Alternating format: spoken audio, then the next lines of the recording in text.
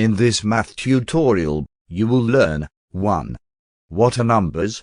Where did humans begin using them? 2. What are the numbering systems ancient civilizations used to count things? 3. What are the symbols used to represent numbers in each of the numbering systems? 4. What are the two numbering systems in use today? What are they mostly used for? 5. How to convert numbers from one system into another. 6. How to express big numbers as Roman numerals. Introduction.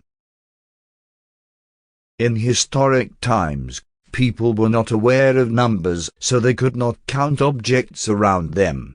In fact, the concept of numbers only appeared a few thousand years ago, when developments in interpersonal relationship made people aware of the importance of identifying small amounts of objects around and compare them in a structured index, quantified numbers.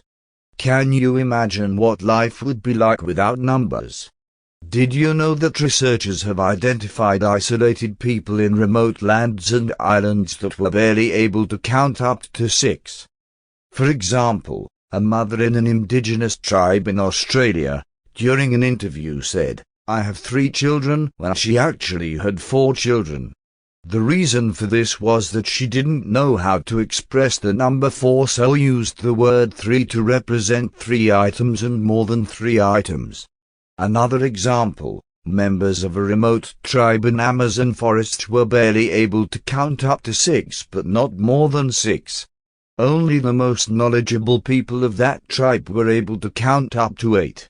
These 2 examples highlight how confusion could occur when trying to communicate quantities. Just think, how would you ask for 10 apples?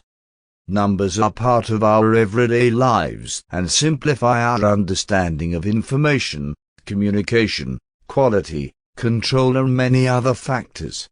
So, what are numbers? We can define numbers as mathematical objects used to count, measure and label things. The first numbers have very strange names. The number 1 in an ancient language was associated with the word moon, the number 2 with eyes, and so on. The process of creating and developing numbering systems was very long, and different civilizations developed independent numbering systems, some of which we will discuss in the following lessons. That is all for Introduction to Numbering Systems, a historical view. To continue this topic, please watch the first lesson 1.1.1 Egyptian numerals.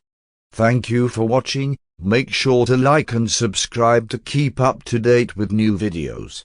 For more information, calculators, and tutorials, please visit www.icalculator.info.